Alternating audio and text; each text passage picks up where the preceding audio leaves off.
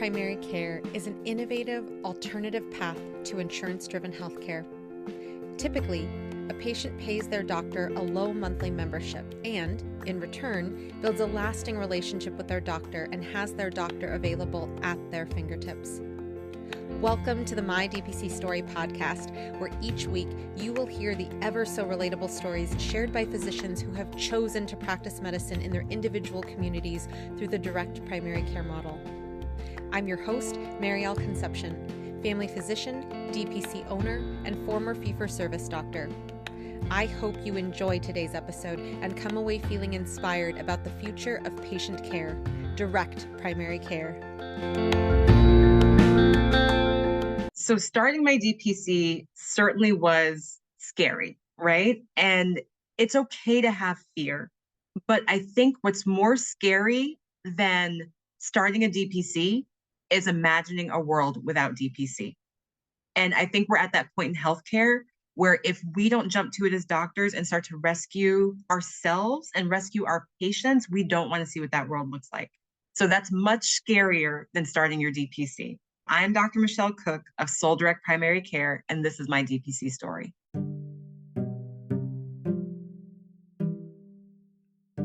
Dr. Michelle Cooke is a board-certified family physician and founder of Soul Direct Primary Care in East Point, Georgia, a practice uniquely dedicated to Black women's health and wellness. Recognized as a top doctor by Atlanta Magazine and Castle Connolly, Dr. Cooke is passionate about transforming healthcare through personalized, patient-centered care.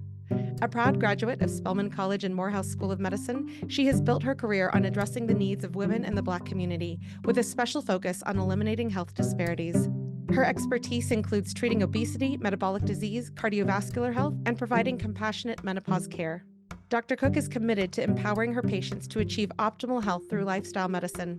In addition to caring for patients, Dr. Cooke is a passionate advocate for the direct primary care movement, believing that physician wellness and autonomy are essential to providing high-quality patient care. She firmly believes the direct care model is the optimal approach for delivering personalized, accessible care.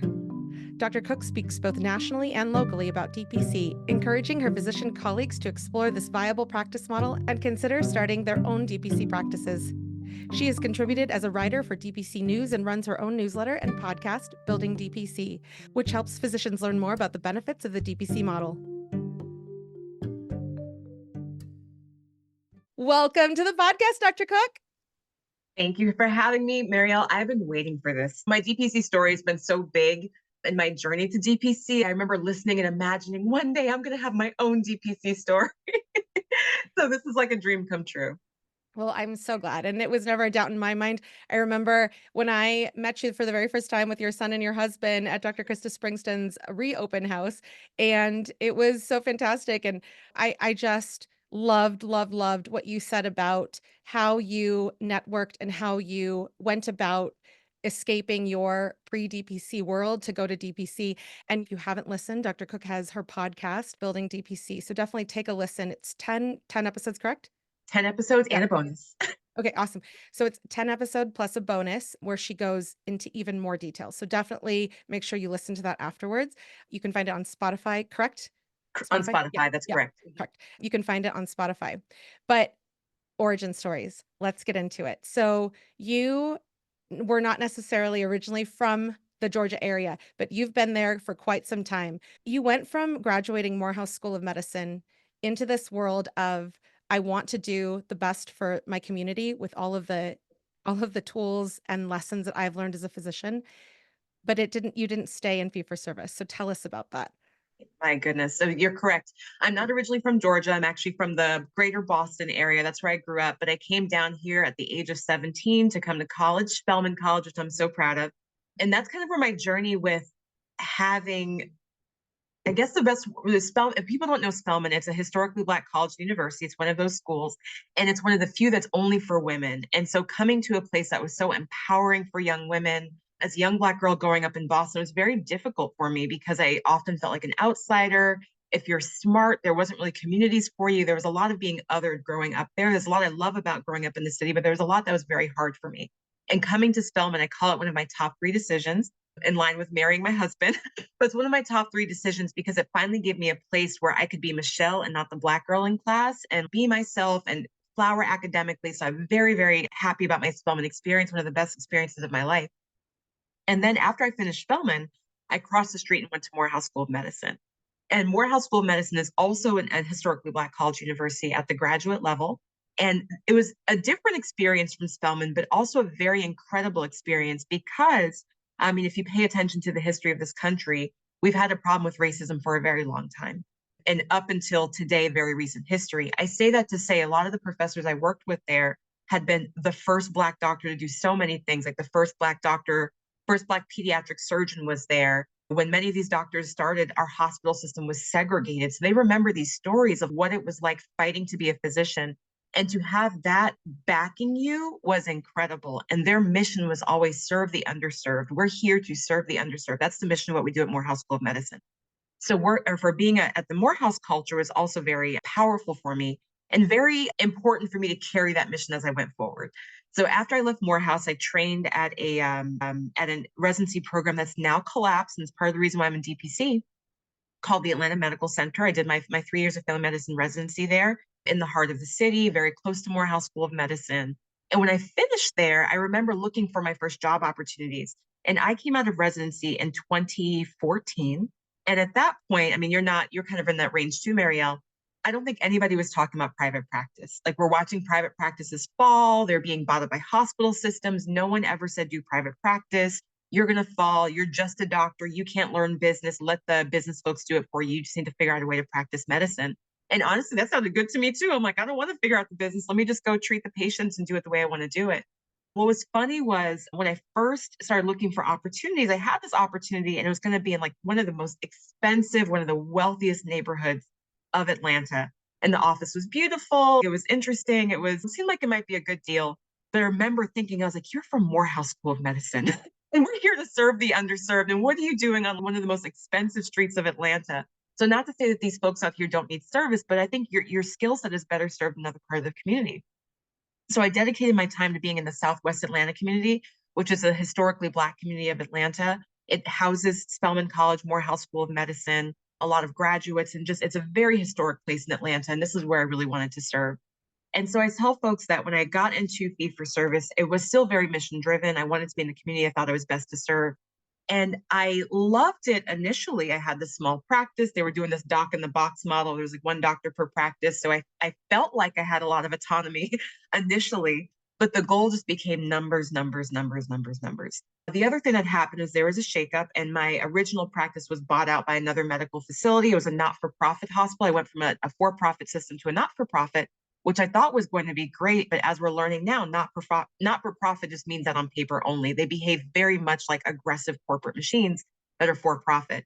And so I thought everything was going to be good, but things just continually got worse and worse in terms of the requirements of what I was supposed to do. And then even worse with just how much say I had. So like a lot of doctors who in fee for service, I had no control over my appointment times, 15 minutes per appointment, sometimes 30 for some physicals, but you're often overbooked. So it ended up being 15-minute appointments. I always felt like I was drowning. And what made it feel really hard too is at the time, I felt like a lot of other doctors would complain about how frustrating their jobs were, but I don't think anybody else, to my feeling, really expressed how difficult it was. Like I felt heartbroken. I was like, I'm looking at people in the eye saying this, you've got new onset diabetes and having to run out the room, or you've got cancer and having to run out the room. And what that was doing to my soul was crushing me every day. So you're doing your best to show up for your patients, but you're asked to do the impossible over and over, and it just does not feel good. Then you add on top of that just the amount of administrative load. So your notes aren't done. You're staying until 8, 9, 10 o'clock to get things done. You're working all your weekends. You're trying to reply to my chart messages. You're just trying to stay on top of this train that just won't stop running. I used to describe it as like being in the ocean, being like knocked down by a wave, and hopefully you can stand up long enough before you get hit again. But the only inevitability is you're going to get hit again. So you better hope you get up, because if you can't get up, like you're going to be washed ashore and just like fumbling around. And so I always felt that way. And then things just increasingly got worse and worse, where again, not enough time with patients, not enough time to handle my personal life, couldn't show up for my son the way that I wanted to, missed all kinds of events at school because they would tell us like 3 weeks in advance they're having the school play, but I'm booked out 6 months. So I just couldn't make that barter anymore. And it was really, really challenging. To me, what ended up being the nail in the coffin, or one of the nails in the coffin, is I really tried to get into leadership. I'm still that person that's so hopeful, I can make a change. Maybe if I get into the right circles, maybe I can help fight this and fight for doctors.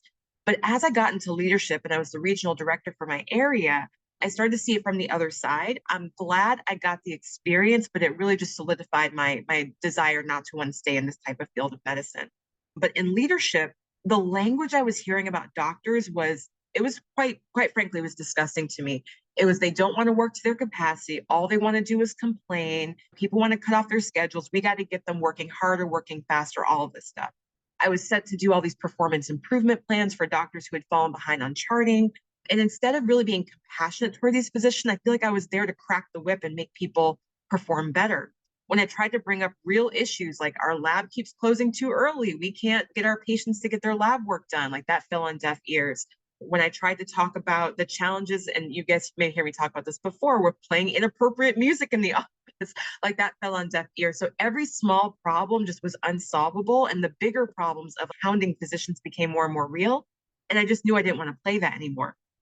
So I'm rambling a bit here, but I will conclude this because I know we're going to talk about more in the interview. But as things got tighter and tighter and tighter, and there's a pressure point coming, the biggest thing that happened was my hospital system ended up collapsing in the city of Atlanta. So in Atlanta and Southwest Atlanta specifically, it's a major hospital system. Think about a Mayo Clinic or something like that. Well, not quite that level, but everybody has these like big local hospital systems. They have multiple hospitals, multiple clinics, and they shut down in our region. They never had said 100% why they closed. But, we hear people talk about like low reimbursement rates, poor payer mixes, patients not being able to pay enough, our ER being overutilized, so we're losing all this money on uncompensated care. So even though we had so much care to deliver, the model wasn't making sense and it caused us to collapse. What broke my heart was that it collapsed in my community, in the Black community of Atlanta, that was one of the most underserved communities of Atlanta. And this whole system is going to stand, but we're getting left behind. And so that was a wake up call to me that this is not working. I don't want to play anymore. I fought as hard as I can to make it work, and it just wasn't going anywhere. So after that, they terminated all of our positions, not for like any quality issues, but just saying we're going to shut down this community. Come with us back to that fancy side of town that I had richly declined. And I decided, nope, now it's a time for DPC. I had been kind of looking at the movement for a while, and when that happened, I knew I had to take the lead. So I think about the richer part of the neighborhood is probably going to also have different codes compared to where you guys were practicing and Right. taking care of your community, which is disgusting in of itself. But I want to ask about this time where you tried to go into leadership. Many Mhm. of us who eventually do DPC take that route. And I would Right. love you mentioned how you saw from the inside of the beast what physicians were viewed as. We are complainers, we're the people who just need to work harder. We need to just shut up and be coders, Right. basically, is what I take from that, which is unfortunately very true in a lot of corporate situations. I'm wondering if you as you talk about your practice and as you talk about your desire to serve the community, specifically the Black community, especially where you were geographically located, Mhm. I'm just wondering about, did you take that idea, take that hat of I want to be a leader and try to morph it into something else as your hospital system was closing? Did you look at other ways to be administratively involved in policy or things in your neighborhood to yes, be a doctor as part of Dr. Cook's training and abilities, but also to speak for the greater community of physicians in your area? Because I think especially when you talk about that your hospital system closed, it makes me, and I'm sure it makes many of the listeners just very, very upset and frustrated because especially people like you and I who go into family medicine, Right.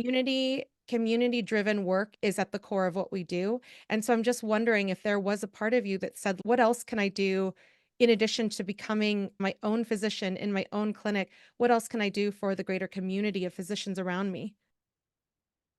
It's excellent question. So I think there's a couple ways to answer that. And I'm hesitating because as that transition point was coming, I feel like I was in a very dark headspace myself.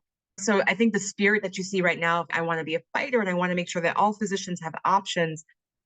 It was still there, but it was really questioning whether I even really wanted to stay in medicine. Everything I saw, it's like you wondered, is this really worth it? Is this really I work so hard for?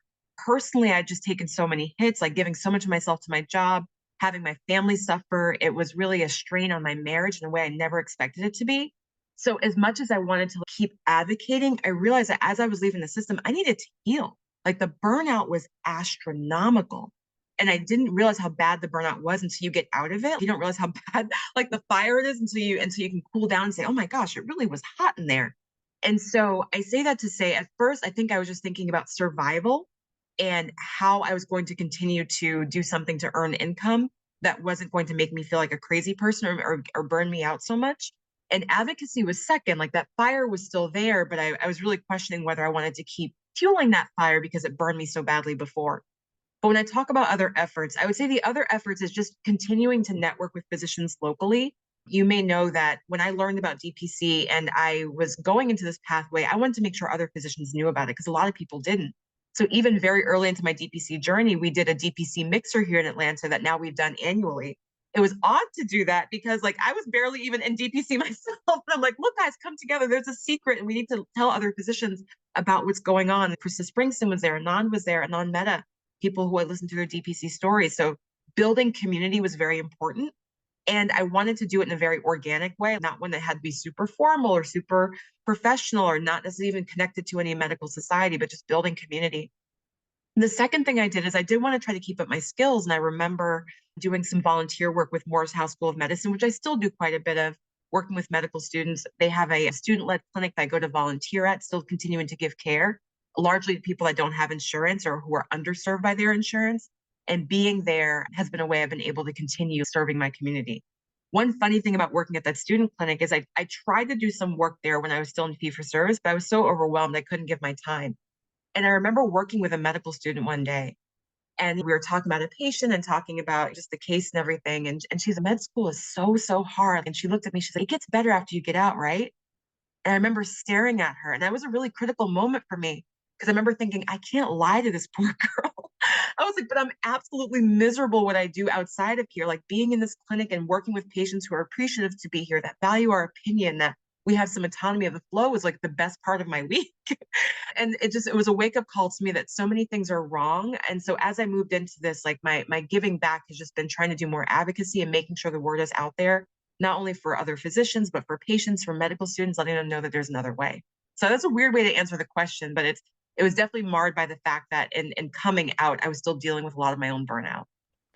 And I'm so grateful that you shared that also because there are so many listeners out there who are in the throes of, but I'm supposed to do this. This is my job. I'm supposed to show up for the patients.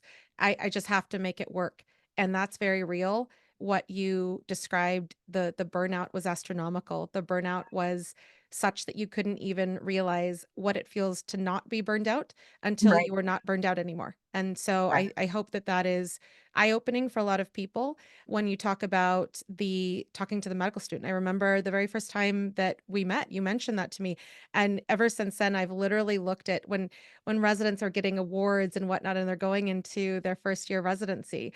It's really messed up, but in my mind, I'm like, why does this feel like the Hunger Games? Unless we prepare people, yeah, and it's terrible, but it's like Right. literally this is how Marielle's mind thinks. Because I'm like, if you do not prepare people for the options that are out there, you are not doing anything but literally sending people to the wolves. Right. So on that note, when you started networking with your community and telling other people, I just laugh because people like Dr. Delapo Babalola, who's been on the podcast, was your attending, and she learned about DPC talking to you and other people. And then you have other people who you trained with who are also doing DPC or planning to do DPC, which is fantastic. But I want to ask about when you went from this Dr. Cooke, who was doing the fee for service thing, Mhm. wanting to just take care of yourself in order to be able to flourish going forward. How did you go from that person, that burned out person, getting out of that model to I have a different mindset? Because mindset is a big word that I love when you talk about, but I'm wondering if you can share with the listeners how your mind shifted because you could have very much not gone into medicine like you were thinking about, but you stayed in. Right. Wow. And mindset, it's funny because I think people kind of think of like mindset work as like the woo-woo work, like it's kind of hippy dippy and doesn't make a lot of sense, but it's so powerful. It is so powerful. And none of this happened overnight. In fact, I would say a lot of it started when I was still in fee for service. And I would say the first thing that really got me working on mindset changes was working with my own therapist. And I still see a therapist. I actually started doing therapy more intently when the pandemic hit. If we guys can remember back to March, April timeframe when the shutdown was happening, it was funny because like things shut down enough for me to say, I've been meaning to do therapy for a while. Let me actually look somebody. Like I've been putting it off, but finally I had a little window to take care of it. I remember working with my therapist and talking about the work stresses that was going on.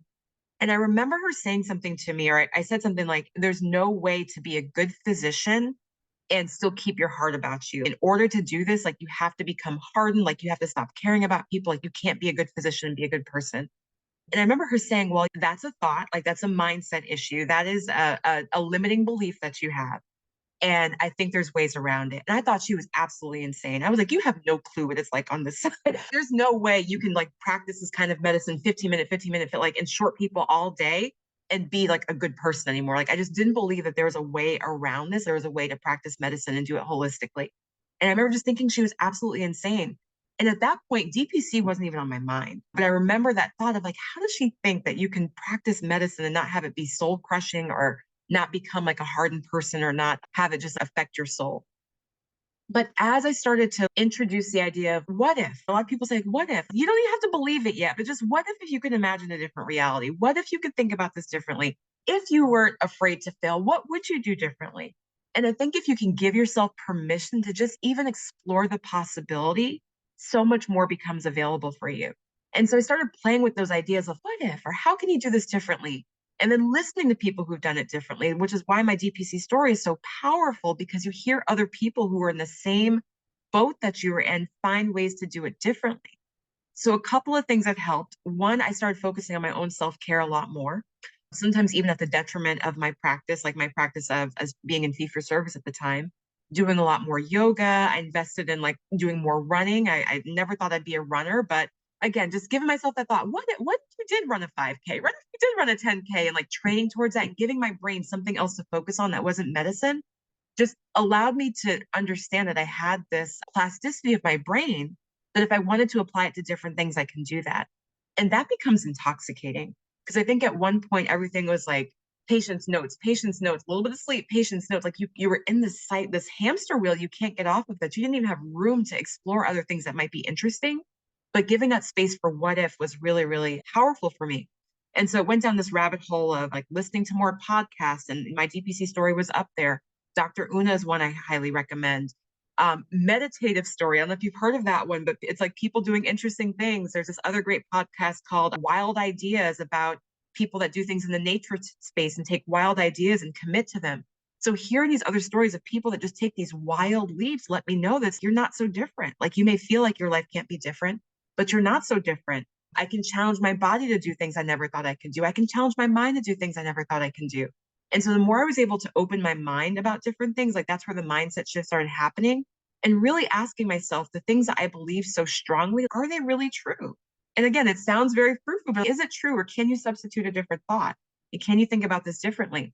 So years of that type of mindset work has gotten me to a place where I still have more mindset work to do. But I think allowing yourself to believe that there can be a different way for things to be done, holding fast to things that you think are so true, can be more detrimental.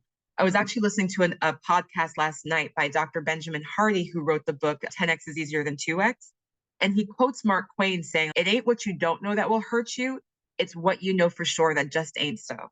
And that's so powerful because there's things I think we believe in medicine. Like there's no way you could be a good doctor and do medicine, or there's no way that you could leave fee for service and not rip people off. There's no way that you could, like, we have all these things that we're so fixed in our beliefs about, but they just ain't so.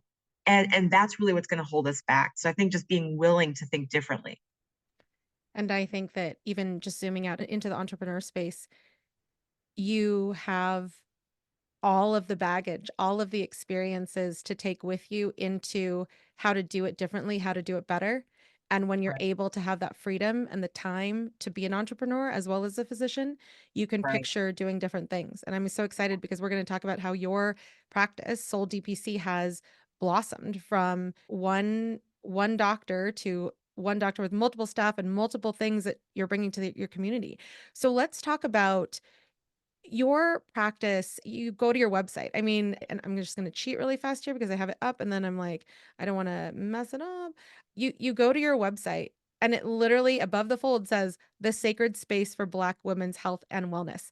And given what you already shared, I'm flipping in love with your website already. Like I just need to note that. But also the fact that you have really honed in on a practice really centered around your mission that you went to medical school for and you discovered along your journey at Spelman and at Morehouse. So tell us about centering a direct primary care, your direct primary care clinic around the health and wellness of Black women in particular.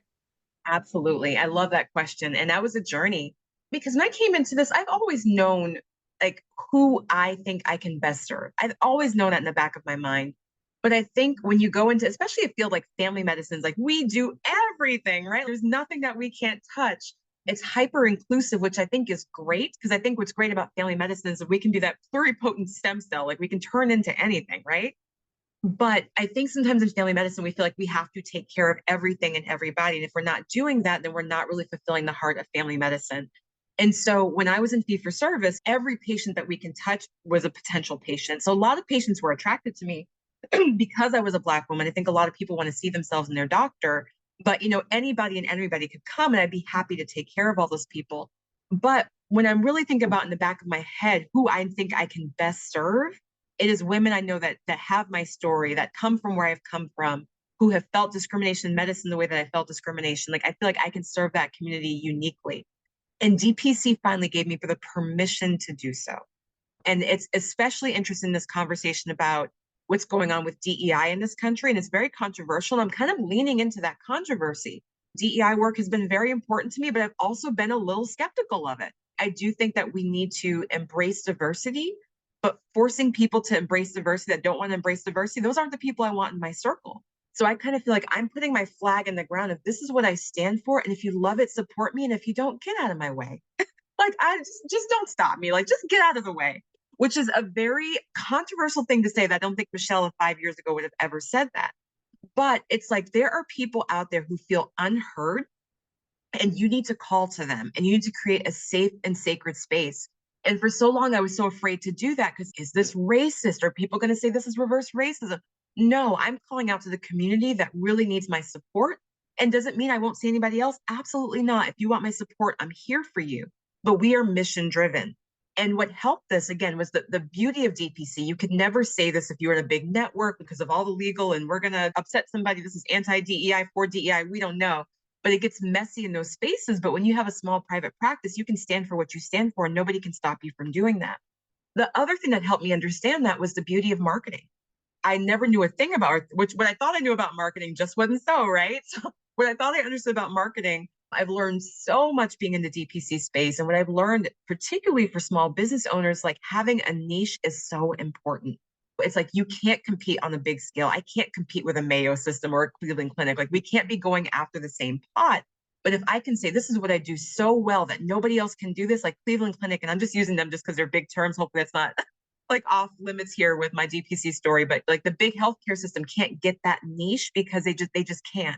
And so that ends up being your superpower. And I love seeing that with DPCs across the country. So there's a Dr. Anna Myra. She's in Minnesota, or I'm going to mess it up, but she's in the Midwest. Let me just say that. And she's neurodivergent, and her whole practice is based on neurodivergence. She was like, I think very differently. I hate going to places where the lights are too bright, the sounds are too loud, and my practice is going to be perfect for the neurodivergent person.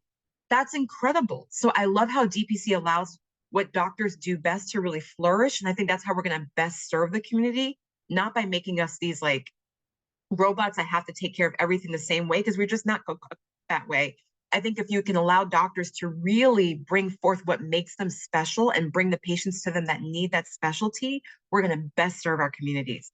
So going from kind of like a generic, hey, this is sole direct primary care, anybody come to say we are the sacred space for Black women's health and wellness has really helped my practice explode because finally women are saying, "Oh my gosh, I've been looking for you for so long. I felt so unseen. I didn't know if I was safe here. I didn't know if I was going to be okay walking into the space as a Black woman. And I know that coming here, I'm going to be okay."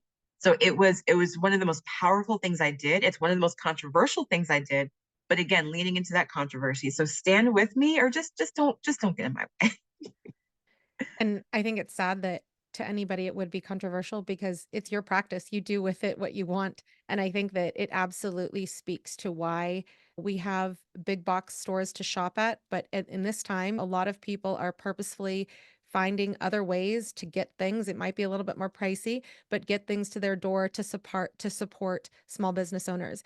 I know Mhm, that intentionally I'm doing things like Fantasy Island Toys is a mom and pop store in Fairview, Alabama, and the owner is a good friend of mine, and I'm like, "That's where I'm gonna order my Easter baskets from in the future."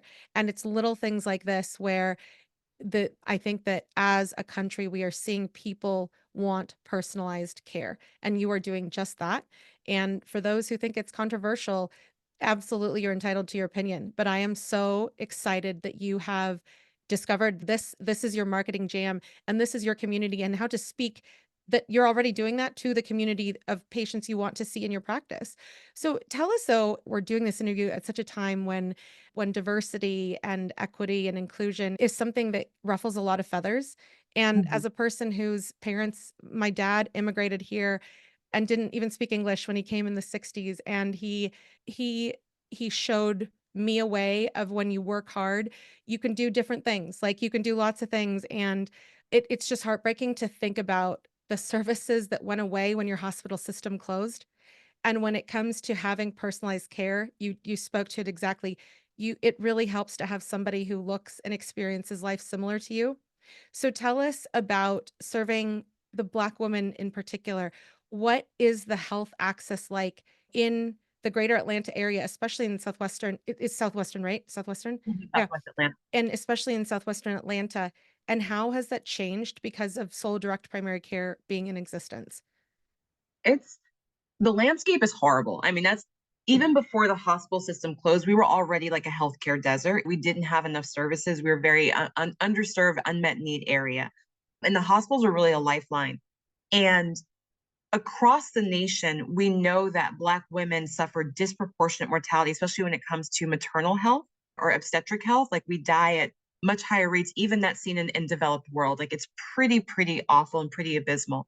With the closure of those 2 hospitals, we actually lost 2 maternity wards in this community, so we're traveling much further to have our babies and oftentimes getting substandard care. So I'm networked with a lot of the Black female physicians in this community, and almost all of them have horrible birth stories. We're talking about physicians here. We're not talking about people who don't have access to medicine and don't have some type of access. These people have all the access, and they're still getting substandard care. Now, I don't do obstetric care anymore, but life caring for the whole woman matters. The more she gets prepared for pregnancy, like the better her pregnancy will be. Like, even if there's factors we can't control, the healthier she is, I feel like I can help that moving forward. But all of that to say, I mean, we had so little before, and those 2 hospitals were big anchor points for us. And with those hospitals collapsing, it took tons of care with it.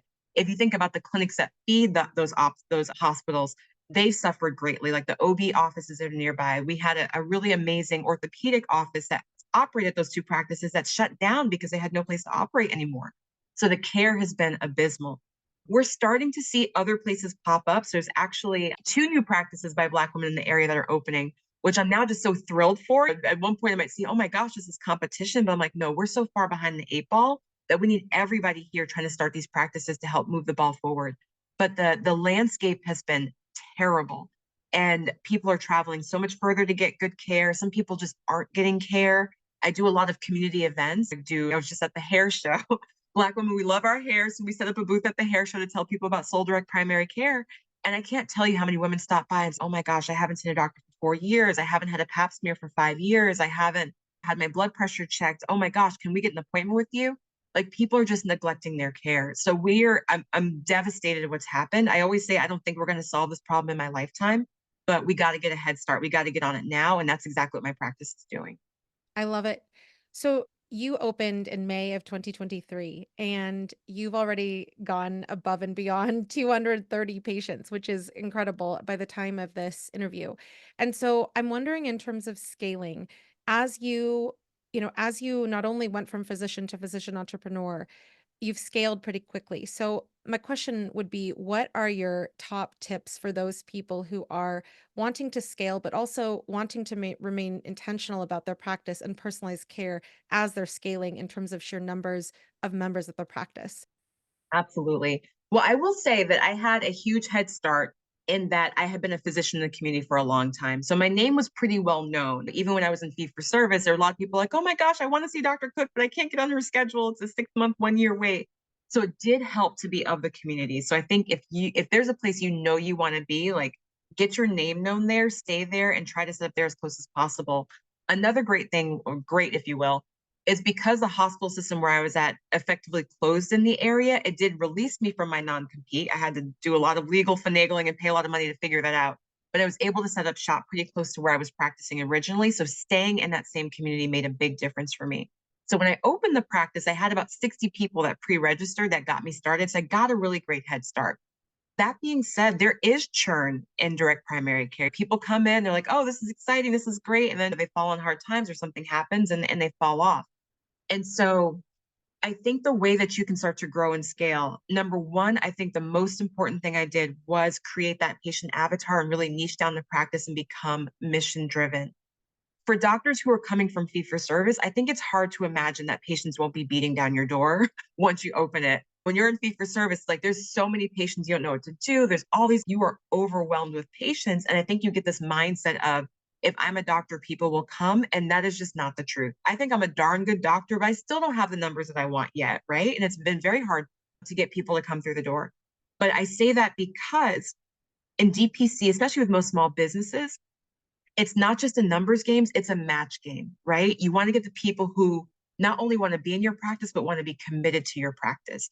And so you're going to get a lot of no's before you get yeses. But when you really define who you're looking for, and for me, we're looking for a very specific patient. Now, other people that believe in us, we want them too, right?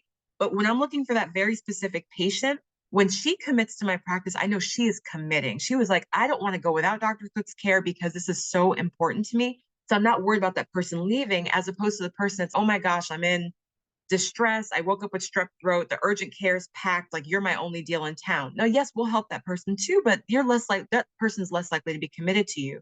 Direct primary care is an ongoing relationship. You want to make it a good match. You're kind of getting married to these people and you want to make that commitment going forward.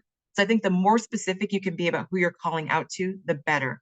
And sometimes reaching out to everybody kind of works against you, because if you're not unique or your practice isn't special or have a special meaning in someone's heart, they're going to drop you the minute they get like insurance. Oh, I was uninsured and now I have insurance. I'm going to leave your practice. Or there's some place a little bit closer, so I'm going to go to that place. You want it to mean something to people. But there's no place else in Atlanta that says they're the sacred space for Black women's health and wellness. So you can leave if you want to, right? But you're not going to find this level of care any place else you go. So I think really making your practice mission driven, defining who you're looking for, makes a huge difference. And then telling the story. Whenever I get a chance to talk about DPC, I talk about DPC. And when you're starting your practice, you feel this pressure like fill quickly. So you feel like you're trying to drive the deal a million times. Oh my gosh, join my practice, join my practice. I had to let go of the pressure of that, get used to people saying no, not wanting to get on board, but really just making sure they understand what your model is about, hearing it time and time again. So again, I've learned a lot about marketing. I've learned that people need to see something at least 7 times before they make a commitment. So you have to make 7 touch points, right? So that first touch point, expect them to say no. That second touch point, expect them to say no. Third touch point, expect them to say no. You've got to keep telling the story. And the more you can get other people to tell the story, that's going to be another touch point. So for instance, if I meet somebody at a health fair and they're like, oh, Soul, oh, this is a non-insurance based practice. That's weird. I don't want to hear about it. But then their friend is a member and they go back and they say, oh, I saw Dr. Cook at Soul. Oh, you mean that non-insurance based practice? Oh, that's cool. You kind of get the buzz going because people hear about it more and more and more. So I talk about it every chance I get. When I'm invited to do podcasts, I do at community events where I think my ideal patient's going to be there. I'm going to be there. Opportunities to speak. Like you've got to keep pushing for your practice, but also for the movement. I want people to join my practice, but if they don't join me and they join Dr. Babalola in Marietta, or they join Dr. Mehta, who's in Marietta, or they join Dr. Springston in Peachtree City because they believe in DPC, that's a win for all of us. And each of those people that tell the story is going to make it easier and easier. So touch points matter. Like I said, going to community events, word of mouth, encouraging my patients to leave reviews so that people go to the website, they hear other people talking about it. And even though it can be a real, I'm not going to say a pain, but it can be work to do it. I think a newsletter is very, very powerful. So I have a lot of people. I have 247 members as of as of yesterday, but I have over 1,000 people on my mailing list. And so those patients are hearing about DPC all the time. And sometimes they're not ready to join. But if we do an event, they show up. Or if we have a special offer, we did a research project where we did free blood draws. They showed up. So even though they're not here yet, they're lurking, right? Get them in your circle. I think Dr. Oh, what's his name? Phil Boucher talks about having people in your orbit. Get them in your orbit because they're watching. And then one day they may actually convert and become a member. Love it. Now you went from being a solo doctor, no staff, to a totally different space. It's absolutely gorgeous. Make sure you go to soul-dpc.org and watch Dr. Cook's video. It's beautiful. But tell us, because since you've opened, you've Mhm, added both Toya and Bree to your practice. And I'm mhm. wondering if you have any best tips on hiring people, especially finding the right people who are going to be quote unquote married to your practice as much as your patients are. Yeah, this is a fun story. So I started with a virtual assistant who's still with me. Joy is my heart and soul. Like she's my ride or die. I love Joy. So starting with her has been so good. And I would say sometimes with DPC, we get this mindset of do it yourself. It's all DIY. It's all DIY. The more you get better at being able to delegate, the more you're going to be able to do. Like as a doctor, you do want to do most of the doctoring and not all the other administrative stuff. That's how you're going to serve more patients is if you have help to do the other things. So I came on, I had a virtual assistant, which was a very big learning curve, like learning how to train somebody who's remote. How do you have all those touch points to make sure they're doing what they're supposed to? How do you evaluate that they're doing what they're supposed to do? It's a very different skill set. So picking the right person mattered. When I interviewed my VA, a lot of the companies will have you interview different people. And I really paid attention, not so much to how she answered questions that I asked, but how she asked questions back to me. And my VA stood out because I remember her saying things like, well, if you're not using insurance, like how do you send referrals or what happens with medication? I was like, that's who I want because she's thinking of my patients. Like all the questions my patients are going to ask, like she's already thinking like them and she's going to be able to assist them because she's understanding what that gap is going to be. And it's been a perfect fit. So starting with a VA was so, so critical. And then when I started my practice, I was subleasing from another doctor. So I had a room in the office, like an office space, and I had an exam room. So I had two rooms in that place that I controlled, and I did everything. So I was doing vital signs, I was doing check in, check out, like all the stuff on the floor I was doing, which is a lot of fun. It can be exhausting. Now, granted, when you're only seeing a couple patients a day, three, four patients a day, it's doable. But if you do want to get to the point where you're seeing seven, eight, nine patients, it's just not doable anymore. So as the practice grew, I knew we needed more space. And so we found the space that was larger. I'm in about a 1,700 square foot building right now. And I just couldn't be in here by myself. I feel like there kind of needs to be other folks. And so my bridge to getting staff is when I moved here, I moved in May of 24. So May of 23, I started. May of 24, I moved to my new space. Perfect time because college students were now available. So I created an internship to have somebody on board. And yes, it was a good experience for the students, but I really needed some cheap labor. And I needed people who were ready to go, who were motivated. So that was a great move. And it also kind of helped me get used to what it was going to be like to train somebody on site. So I got students in who helped me for the summer. They were phenomenal. They are so passionate. They want to please you. They were excited to get this opportunity. So work with students, work with interns if you can. They can be a great value add to the practice. But then when I was looking for who I wanted in the practice, I wanted an office manager. One, because I wanted additional help with the admin. And as Marielle and people who know me well, I do a lot more beyond what happens behind these walls. We're always doing advocacy. We're doing events. We're just doing all the things. We're always out in the community. So I wanted somebody that would really help broker some of those community relationships and things that happen outside the practice as well as inside the practice. When I started to look at what it would cost to bring on like an office manager, I was like, oh, I don't know if I can really afford that, right? This is pretty expensive. People that have experience in the medical space, that might be hard to bring on. And so I started to think about what is the skill set I'm looking for? Like maybe don't want to hire on position, I want to hire on skill set. So what I did is I went to LinkedIn and I got one of those recruiter accounts. So I upgraded my account to LinkedIn and I just started lurking. I didn't really post a position. And one of the reasons I didn't post is because I was hearing other doctors say they post on LinkedIn, they post on Indeed, and they get a ton of responses, but there's a lot of garbage in there and you have to sort through a lot. I didn't want to sort through. I wanted to kind of like laser in on who I thought might be good and just make an offer to them. So I was browsing different things and I realized that the skill set that I really wanted was somebody who was an executive assistant. You support an executive, you do all the things, like you kind of have to know how to do a lot of different skill sets, stay organized. And I was like, I think I can take an executive assistant and make them an office manager, right? And so that's why I looked for. I started browsing for executive assistants, people who are in the area, and I started kind of cold contacting them. I was like, you don't know me.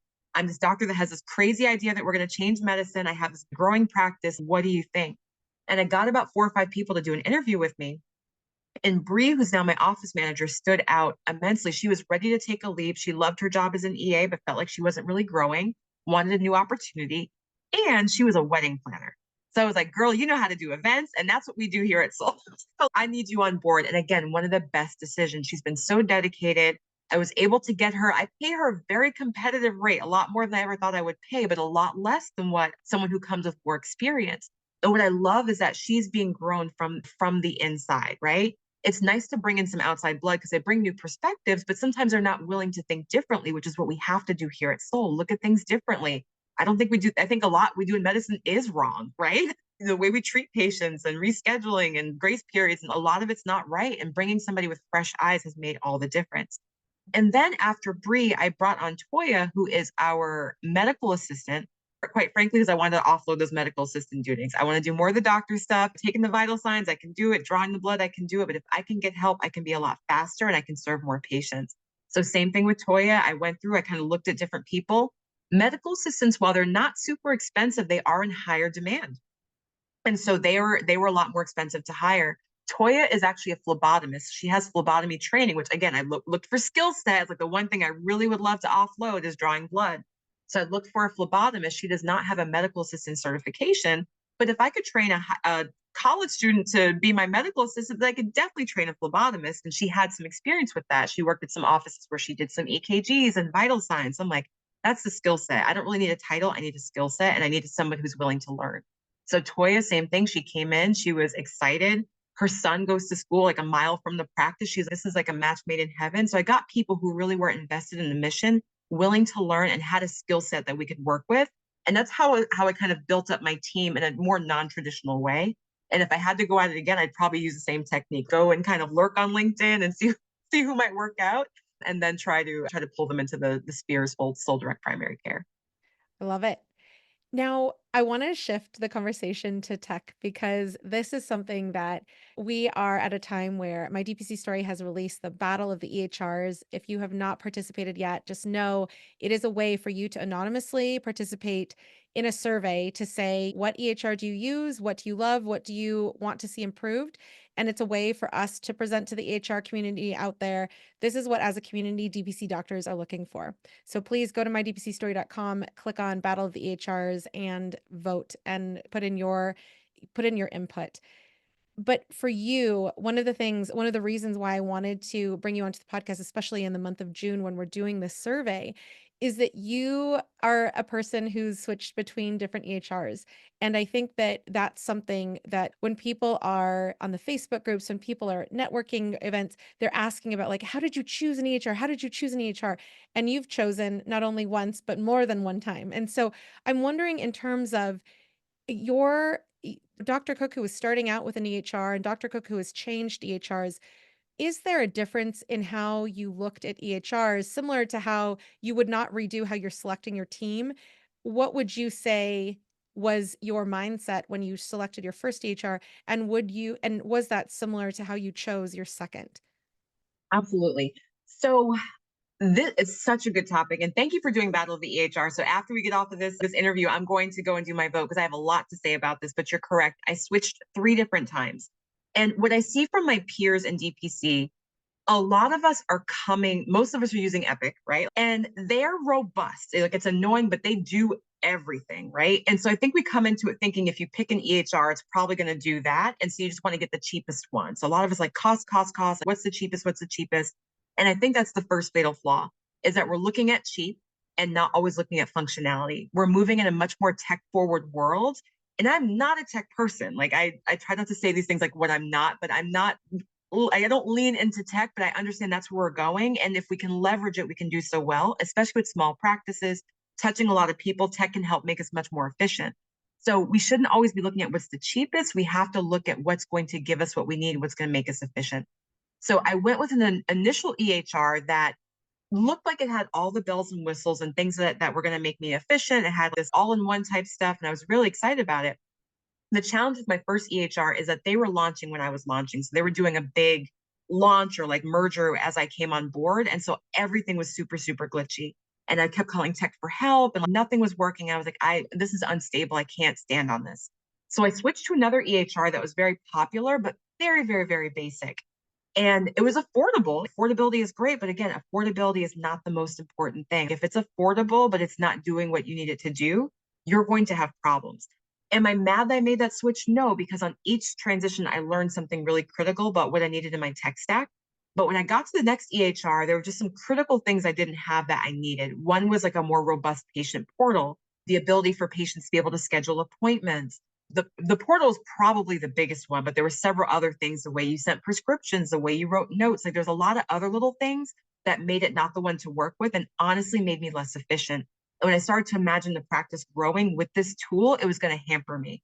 So if something is taking you 5 steps, that should be 1 or 2. Like when you start to scale, those 5 steps really add up. Like in the beginning, you do have a lot of times you're willing to kind of deal with a little bit of inefficiency, but you have to think about the future. And so as I was getting bigger, I'm like, this is not working. Like my patients can't schedule. I'm going to have to hire more staff just to make more appointments. That's not the way I wanted to work. And so I went back to the drawing board and again started asking my peers and did some shadowing.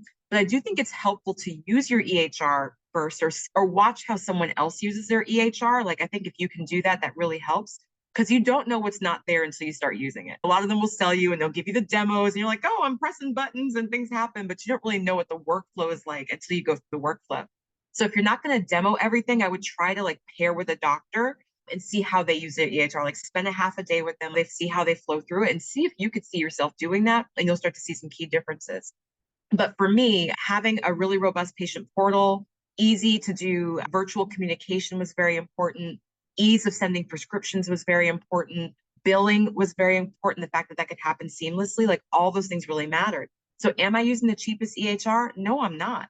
And do I wish it were a little bit more affordable? Yes. When I think about what I would save and cost, like what it would cost me and headaches just isn't worth it. And so I think a lot of DPC docs have to think about that. I do love that in the DPC space, there's more options that are available. There's more competition. So I absolutely would go ahead and do the battle of the EHRs because we need for them to get better. This is going to be the backbone of healthcare. But EHRs, so critical. Don't always go for what's cheap, go for what you need, because a lot of times you're going to end up piecemealing things that aren't going to, they're going to cost you more in the long term in terms of your mental sanity. I love that. And I think that that is so insightful to talk about your practice as you envision your practice, not your practice on day one when there might not be many patients to manage in your EHR.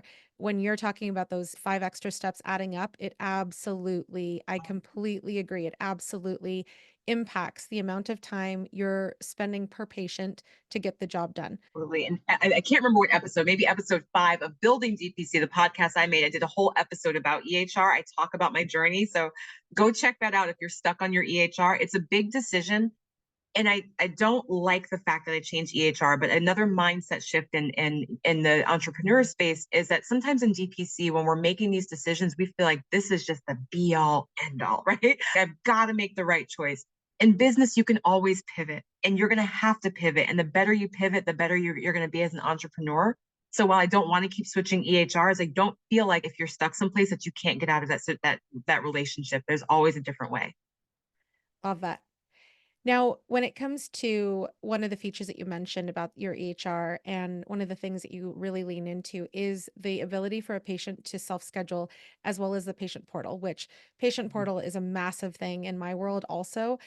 But you have also leveraged your EHR to be able to do things at your practice, specifically take care of patients on the daily, but also you are very focused on obesity medicine, metabolic health. And the other thing that I love is that, and I mentioned this in your bio, but you're bringing compassionate menopause care as a woman to your female patients.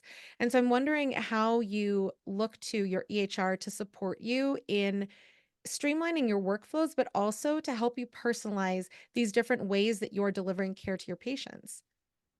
Absolutely. Personalization and customization is it's like a double-edged sword for me, right?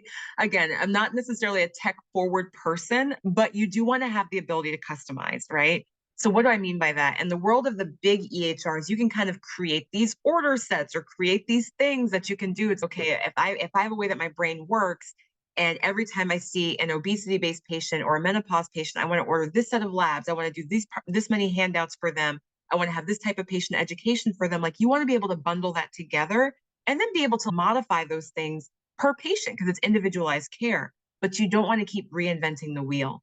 And having an EHR that allows you kind of like build those bundles, like work with the way that you think, helps you move faster and helps you kind of have a way that to approach each patient in a way that makes sense, but then customize it for that patient. So I used to think that I like to just be able to be told how to do something and just do it. But I'm like, no, but I actually like to do it better this way, do it better that way.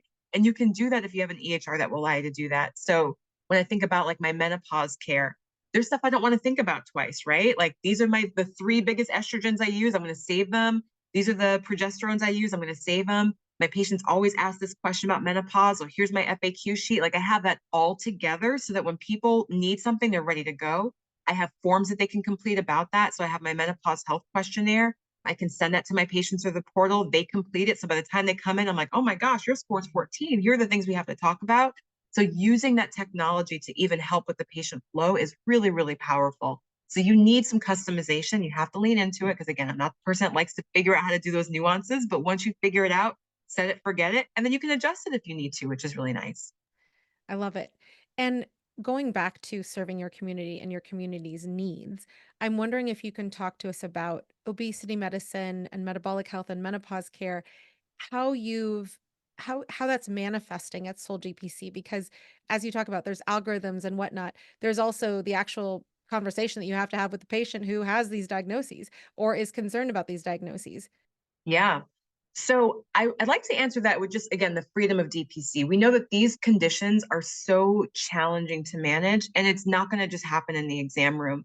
So I think one of the things that DPC has allowed me to do is give patients more than just what happens in the exam room. So we mentioned the fact that I have a newsletter. I often will do stories in the newsletter about obesity, about patients who've had obesity challenges, about my own obesity journey. You all will also know I'm very active on social media. I've had my own obesity story, like dealing with obesity and weight gain has been a problem my whole life, and I've gotten a handle of it. So I share that very openly. I talk about it on social media.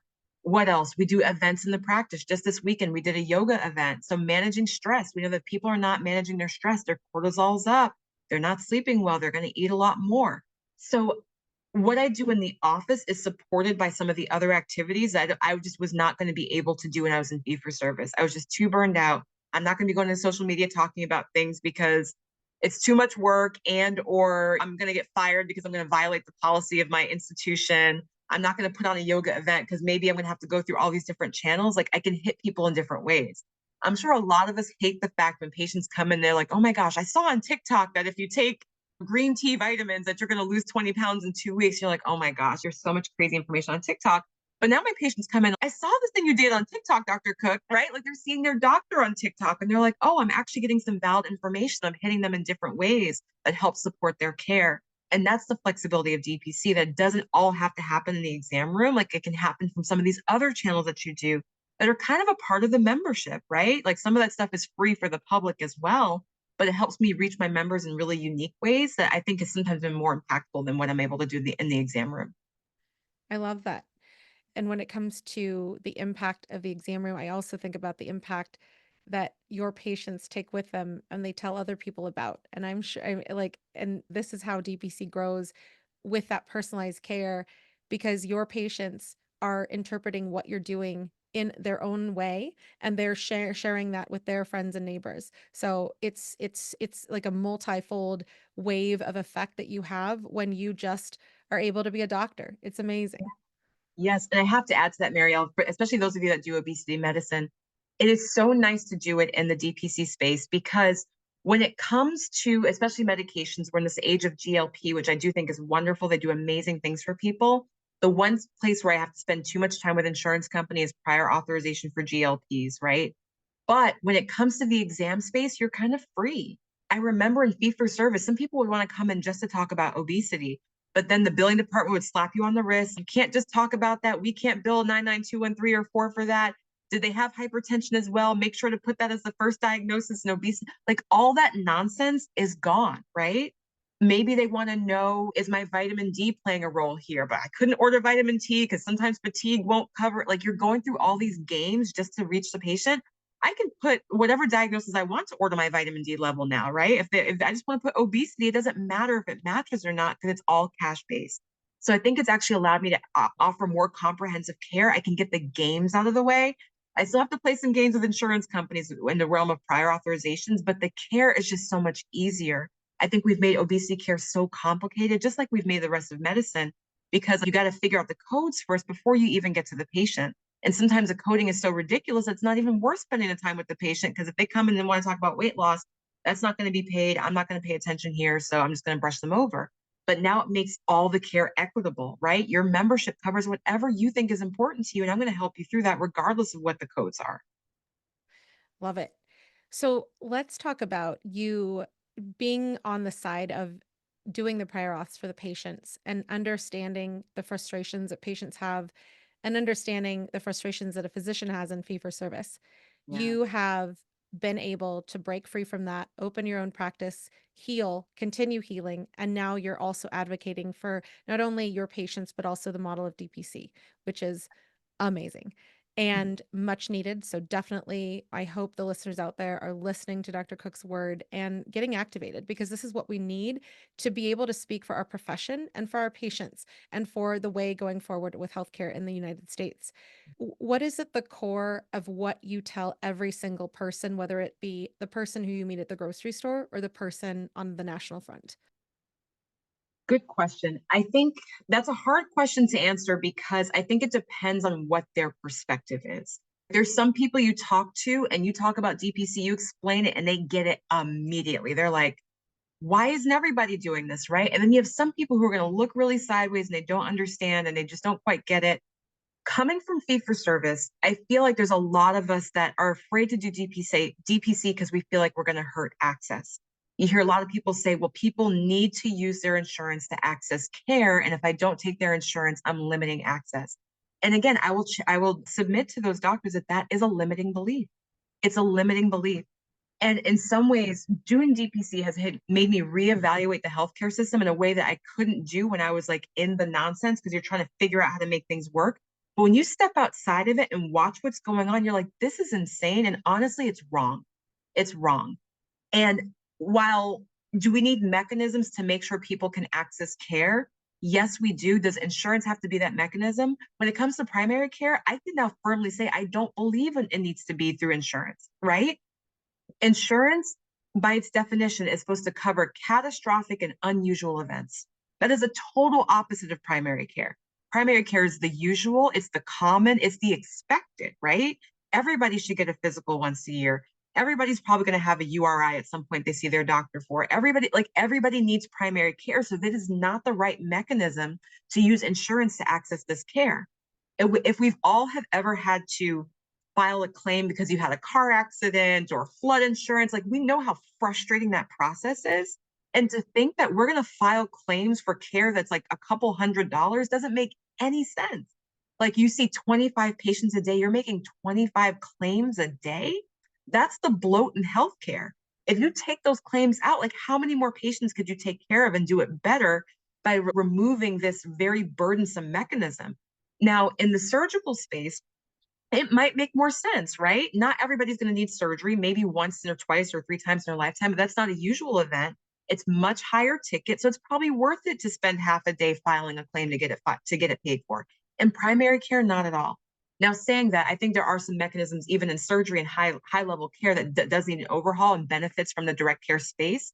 But when it comes to primary care, like we have to uncouple that. We have to uncouple because I have patients talk to me. I'm going to use number here. I'll use myself. My family has a $12,000 deductible. So we're functionally uninsured if you ask me, right? So my practice at our price point, the average adult will pay $1,800 a year. So like a fraction of what the deductible is. So when people say I'm inaccessible because I'm not using insurance, it simply is not true. It simply is not true. In fact, I find that more of my patients that have insurance don't access care because they're afraid of the pricing, right? They go to that visit, they have this pre-concept notion, I pay $400 or $500 a month in insurance, of course it's covered. And then they get the bill for the doctor, and then they get the bill for the lab, and then they get a facility fee. And that one visit is now $1,000 that they weren't expecting. So I feel like what's happening in the healthcare space, the fact that we're not price transparent, the fact that using insurance often means nothing. You and I are probably in a lot of the same Facebook groups with doctors who are like, where are these medical bills coming from? I'm covered. Why am I being billed $100 or $500 for my office visit? And then everybody's bickering about, well, you asked a question, or you like, no, if doctors can't figure it out, we're in trouble. And so direct primary care makes it transparent. It makes it transparent. Yes, there's prices involved, which sometimes makes us feel icky as doctors, but we have to get used to talking about what things cost, because not talking about it has allowed the fat cats and insurance companies like go to the depths and extremes that they should have never gone to because we're afraid to have the conversation. So I always tell people when it comes to my practice and they look at my fees and they might hem and haw, they're making an informed choice. And to me, that means so much, because a lot of times they'll walk into urgent care and they'll walk into primary care offices and maybe they get an estimate, right? But that estimate can balloon out to God knows what. If patients come to me, what's on the paper is what you're going to pay, no more, no less. If we do more, here's the price for that. If you don't want to do it, you don't have to do it. But finally, we get to that level of price transparency. So that was a roundabout way of saying, I think that a lot of times people think like cash-based care is ugly, but it's no more ugly than cash-based to go to the grocery store, right? It's like that's an essential need. Everybody has to eat. We pay cash to get that. And are there members of our society that don't have enough for groceries? No, and there are people, and they use food stamps, which effectively is treated as cash. We don't ask the grocer to file a claim because somebody wants to get a bag of groceries for the week. I think we should look a lot more like that. And so getting from that mindset of I'm going to hurt people by not taking insurance to actually I'm helping more people by saying we can't play this unethical, non-transparent game anymore, I think is what's more important. So again, it depends on how people come at me. Some people are on board right away. Some people are very confused. Some people need more information. But I do preach the gospel of I really think this is the most ethical way to practice primary care. I think that might be true even in specialty care, but definitely in primary care, I think using insurance has actually hurt us so much more than it's helped us. And I would especially encourage anybody who speaks to people who might not be physicians or they are physicians speaking to healthcare policy to listen to Dr. Cook's episode here, because this is what is also frustrating on so many fronts when we're speaking at local organizations, larger organizations, and to only fight for the insurance-based healthcare system is doing everybody wrong. It's doing us as physicians wrong because it is not allowing us to advocate and do the best by our training and our profession. And it also does not look out for the health and well-being of our communities, because when you're doing the bloat, as you just put it beautifully, that is exactly what people are fighting for when they only stand for health policy related to insurance, Right. to the insurance systems we have right now: Blue Shield, United, Cigna, Aetna. Yeah. At this time in our nation's history, healthcare and access to quality healthcare is so bipartisan. It's so refreshing to know that it's so bipartisan, but this is also where you have a voice. Whether you're planning a DPC, whether you've been open for years, this is where speaking up to what you're doing, just sharing the stories of what you're doing for your patients, that's what sticks. And that's what helps impact policy going forward. And this is a time when speaking up can really help that bipartisan vote go forward for everybody's benefit. Absolutely, absolutely. And it's amazing, even in the DPC space, where I think there can be in this time we're just so politically divided, but it's amazing how DPC has been very nonpartisan. And there are people I've met at DPC conferences who have just like very extreme beliefs from where I am, but we still connect so much. I'm like, no, but we're here for the patient. We're here for fairness. We're here for transparency. It's This has actually helped me bridge a lot more gaps than I thought I would. Like being at some of these DPC conferences and connecting with people that I'm so opposite of philosophically. There's some people who really don't believe in what I'm doing. They're like, you're doing a Black women's practice. That's crazy. But they get it. And they still back me because they understand that my heart is with the patient. Right. And so I think this is very transformative work. as much as I hate what's going on in our country right now with the divisiveness and a lack of funding and DEI takedown, I think it's finally the breeding ground where DPC is going to thrive because people are looking for a solution that makes sense and that really has the patient at heart and protects the healthcare providers as well. Amen. So, speaking to those physicians in the audience who are thinking, wow, I'm actually just, as I'm listening to this podcast, I'm acknowledging my burnout. I'm acknowledging my fear to leap into entrepreneurship because I'm only a doctor. I'm just a doctor. I say those facetiously because being a doctor, there's not too many of us, and there's not too many of us that are able to practice at the highest level of our training, especially when we're in corporate medicine. So, what would you say to those physicians out there who might be scared about physician entrepreneurship and who might be sitting there acknowledging their own burnout right now?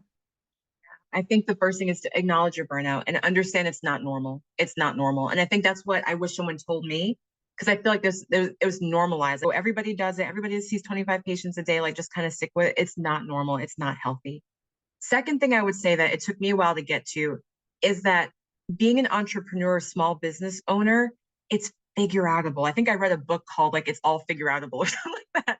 But I had to tell myself like there are so many small business owners who have a fraction of the education we have. Think about your hairstylist, the guy that mows my lawn, the laundry, the dry cleaners. Like most of these people are not doctorates and they figured out a way to do a small business. And so I say that to say, if we can figure out, like people say, the Krebs cycle, if we can figure out how to intubate people, if we can figure out how to titrate insulin, like you can figure out how to start a practice. And the other thing I would say is that in medicine, there's always this fear of litigation, there's a fear of risk, there's a fear that a patient's life is on the line. The rest of the world doesn't think like that. It's kind of hard to imagine that, like, we're not always thinking in this risk mindset. But when you get to the business side and you start like listening differently, hearing different thought leaders, if you're not failing, then you're not trying hard enough. There's an acceptance of failure. There's an acceptance of you're going to get it wrong and you're going to learn. That's the best way to learn. And there's always a way to pick yourself back up on your feet. I'm very passionate about what I do. And I think sometimes that translates to people as thinking that I know what I'm doing. I don't know what I'm doing half the time, right? But I always lean on this fact that whatever is there, I'm going to figure it out. Like I just got to figure it out. There's always a way, there's always a path forward. And I would encourage people to even listen to the Building DPC podcast because I'm very transparent about the fact that I was scared. I didn't know how to hire people. I still get palpitations and look at my QuickBooks. There's still a lot that I don't know and I'm not good at and may come to bite me at some point. But the alternative was worse. The alternative was worse. Like this is what I'm choosing because it makes more sense. I'm actually passionate about what I do. My hardest days don't hold a candle to what my hardest days were in the fee for service. Like my worst days here just almost didn't even touch my best days when I was there. So it can feel really scary, but it's figure outable. You're expected to fail. And in those moments where I doubt myself, I go back to the stories. Stories are so powerful. Listen to my DPC story. If you listen to other entrepreneurs, like they've fallen flat on their face a million times, but they just keep getting back up because they're so mission driven. So I think it's not about perfection. It's not about getting it right. It's loving the journey more than the destination. And like we have, if you still have gas left in the tank and years left to live, you want that journey to be fulfilling. Like you're not just trying to get somewhere. I feel like when I was in fee for service, I was always just trying to get to vacation, like always trying to get to my next day off, right? Because I wanted a break from life. But when life feels great, when life is like coming with my team and we huddle every morning and we're excited about the wins we had, or we're going to see some patients who need us and we can do it in a no nonsense way, every day feels good. I feel good about what I do every day. And that's priceless. It's priceless. And so it does cost a little bit of courage. It costs a little bit of being afraid, but if you can get past that part, which if you were an active physician, you've gotten past that part because all of us have been on call by ourselves that first night or taken that page and didn't know like your intern year, like what the dose of Tylenol was that the nurse called you for. Like we've all been there and figured it out. And if you can face that, you can face this. It's not easy, but it's so rewarding and it just makes so much sense. And on that note, tell us where people can listen to Building DPC and find you. Absolutely. So Building DPC right now is only on Spotify. It's a 10 episode series with a bonus episode about legal matters in DPC. So check it out on Spotify, take a listen, and you can jump around to see which episode works best for you. But each episode kind of outlines a different part of the DPC journey. So choosing your EHR, marketing, hiring staff. So it's really, really helpful for those of you that just feel like completely lost. Love it. Well, thank you so much, Dr. Cooke. I'm so excited to have you back on the podcast and to hear a longer interview from you this time. Absolutely. This was so much fun, Marielle. Thank you for listening to another episode of My DPC Story. If you enjoyed it, please leave a 5-star review on your favorite podcast platform. It helps others find the show.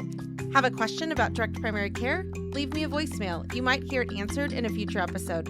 Follow us on socials at the handle @MyDPCStory and join DPC Didactics, our monthly deep dive into your questions and challenges. Links are at mydpcstory.com. For exclusive content you won't hear anywhere else, join our Patreon. Find the link in the show notes or search for My DPC Story on patreon.com. For DPC News on the Daily, check out dpcnews.com. Until next week, this is Marielle Conception.